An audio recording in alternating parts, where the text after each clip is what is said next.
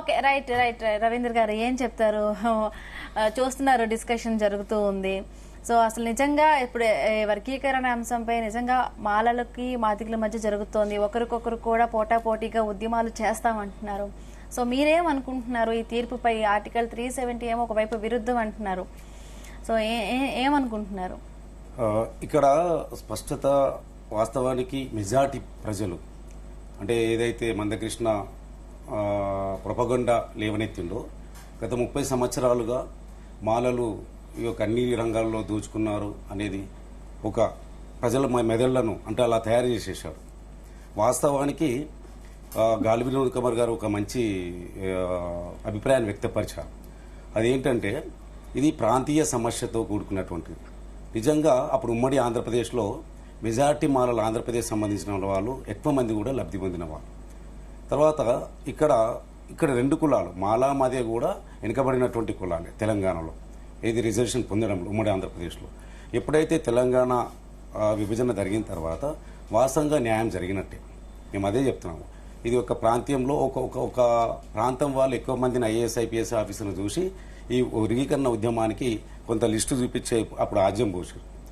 అయితే ఇంకొకటి నేను చెప్పదలుచుకుంది ఏంటంటే ఈ యొక్క చంద్రచూడ్ గారు ఇచ్చిన తీర్పు ఏంది, వీళ్ళు మాట్లాడుతుంది అనేది నాకు ఇప్పుడు సమస్య. చంద్రచూడ్ ఇచ్చిన తీర్పు ఏంటి? ఆర్థిక వెనుకబాటుతనం మీద ఆయన తీర్పిచ్చారు. ఆర్థిక వెనుకబాటుతనం మీద ఆయన తీర్పిచ్చారు.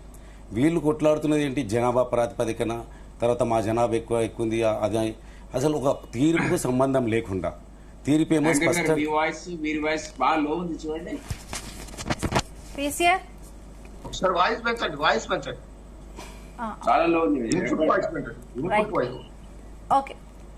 తీర్పు ఎవరైతే చంద్రచూడు తీర్పు ప్రకారము ఈ యొక్క ఎస్సీ కులాలలోని వెనుకబాటుతనానికి కారణమైనటువంటి కులాలు ఏవైతున్నాయో వాడికి ప్రత్యేకంగా రిజర్వేషన్ ఇవ్వాలని చెప్పేసి స్పష్టత ఇచ్చారు.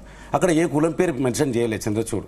ఈ కులానికి ఇవ్వాలి, ఆ కులానికి ఇవ్వాలి, ఈ కులానికి ఇవ్వాలని ఎక్కడ కూడా మెన్షన్ చేయలేదు. ఆయన స్పష్టంగా రాజ్యాంగంలోని ఒక సమానత్వం యొక్క ఆర్టికల్ 14ను కన్సిడర్ చేసుకుని ఈ యొక్క దేశ ప్రజల లోపల ప్రతి ఒక్కరికి కూడా సమాన చట్టం ముందు సమానత్వానికి భావన కలిగించాలి, అదేవిధంగా వాడి యొక్క రక్షణలు కూడా కల్పించాలనేది స్పష్టత ఆయన తీసుకొచ్చాడు బేస్గా. అంటే ఆర్టికల్ 341 వెళ్లకుండా ఆయన 14 మెన్షన్ చేసి వచ్చాడు. సో ఈ రక్షణలు కూడా రకరకాలుగా ఉంటాయి. అంటే వాళ్ళకి ప్రత్యేకంగా అవకాశాలు ఇస్తారా, సమానత్వ భావాన్ని, తర్వాత ఆర్థికంగా ఎదగడానికి అన్ని రకాలుగా ఆయన మెన్షన్ చేశాడు. నేను ఒకటి ఏంటంటున్నానంటే ఈ మధ్య వచ్చినటువంటి మన 124 అమెండ్మెంట్ ఏదైతే రాజ్యాంగ అమెండ్మెంట్ ఉందో అది ఈడబ్ల్యూఎస్ ఎకనామికల్ వీకర్ సెగ్మెంట్ ఏదైతే అగ్రవర్ణాలు అంటే ఇప్పుడు ఉన్నటువంటి జనరల్ క్యాస్ట్ పీపుల్స్కి ఏదైతే రిజర్వేషన్ ఇచ్చారో ఆ రిజర్వేషన్ కూడా ఏమని ఇచ్చారు? వెనుకబాటుతనం అని ఇచ్చారు. ఇక్కడ ఈ ఓసీ కులాల్లో ఉన్నటువంటి వాళ్ళు వెనుకబాటుతనం అన్నారు. తర్వాత బీసీ కులాల విషయానికి వచ్చినట్టు కూడా అక్కడ కూడా స్పష్టంగా ఏం చెప్పారు? అది కూడా వెనుకబాటుతనం అనేది ఇచ్చారు.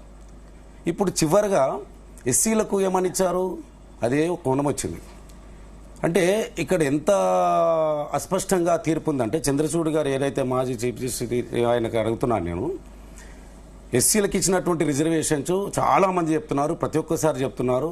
ప్రతి ఒక్కరు కూడా ఇప్పుడు ఈ మధ్య ఈ యొక్క 2 నెలల నుండి అందరికీ వెళ్ళిపోయింది ఏంటంటే అస్పృశ్యతతో కూడుకున్నటువంటిది, అంటరానితనంతో కూడుకున్నటువంటి కులాలను మొత్తం ఈ దేశంలో కన్సిడర్ చేసి వాళ్ళకు ఒక ప్రత్యేకమైనటువంటి ఒక రిజర్వేషన్ కల్పించారు.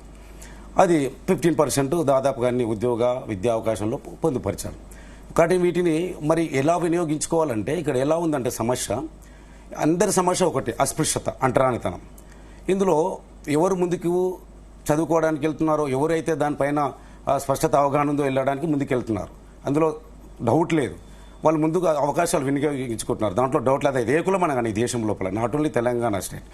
ఇక్కడ స్పష్టత ఏంటంటే ఎవరైతే అందుకోలేకపోతారో వాళ్ళకి ఏం చేయాలనేది స్పష్టత ఇక్కడ. అది మాదిగలు కానీ ఇంకా మిగతా కులాలు కానీ వేరే రాష్ట్రాల్లో మిగతా రాష్ట్రాలు కానీ.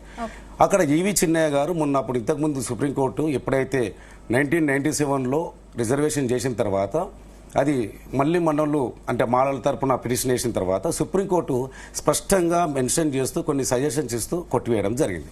అది ఏం సజెషన్ ఇచ్చారంటే ఇది అందులో ఎకనామికల్గా ఆర్థికంగా అవగాహన లేని అటువంటి ప్రోత్సాహకాలు ఇవ్వాలని చెప్పేసి రెమెడీస్, స్పెషల్ రెమెడీస్. అంటే ఫర్ ఎగ్జాంపుల్ ఎస్సీ కులాల్లో మాదిగలు వెనకబడి ఉన్నారనుకోండి, వాళ్ళకి ప్రత్యేకంగా అయినటువంటి రెమెడీస్ ఇవ్వాలి. అంటే ప్రత్యేకంగా ఒక కాంపిటీషన్ ఉంటుందండి, ఒక పోటీ పరీక్ష ఉంటుంది. ఆ పోటీ పరీక్షలో ప్రతి ఒక్కరు కూడా ఎస్సీ కులాలు అనేది స్పష్టంగా 15% ప్రతి ఒక్కరు పార్టిసిపేట్ చేయాలి. కొందరికి పార్టిసిపేట్ చేయడానికి అవకాశం ఉంటుంది, కొందరికి అవగాహన లేదు. ఈ అవగాహన కల్పించే బాధ్యత ఎవరిది? ప్రభుత్వాలది. వాళ్ళకి ట్రైనింగ్ ఇచ్చే బాధ్యత ఎవరిది? ప్రభుత్వాలే. సరే, అంతో కొంత ఆర్థికంగా ఉన్న వాళ్ళు, తెలిసిన వాళ్ళు ట్రైనింగ్ తీసుకుంటూ వెళ్తున్నారు. మిగతా వాళ్ళకి మరి ఎకనామికల్ బ్యాక్గ్రౌండ్ ట్రైనింగ్ ఇవ్వాలి. స్పెషల్ రెమెడీస్ అనేది స్పష్టంగా ఇవ్వాలనేది సుప్రీంకోర్టు తీర్పు ఇచ్చేసింది. కానీ ఇప్పుడు అలా జరగకుండా, అది చేయకుండా, అదేవిధంగా మన మధ్యలో అంటే ఇది అనాది కాలంగా 30 సంవత్సరాలు జరుగుతున్నటువంటి స్పష్టంగా మందకృష్ణ గారు కూడా ఏం చేయాలి? మాకు ప్రత్యేకమైనటువంటి అవకాశాలు కల్పించండి, ఆ అవకాశాల ద్వారా మేము వాళ్ళతో పోటీ పడతామనేది ఉంటుంది. ఏదైనా ఒక పోటీ తత్వంలో అలాగే ఉంటుంది. జనరల్ పీపుల్స్ ఉన్నారు, జనరల్ పీపుల్ ఎన్నో కులాలు ఉన్నాయి. మరి ఆ కులాలలో ఎందుకు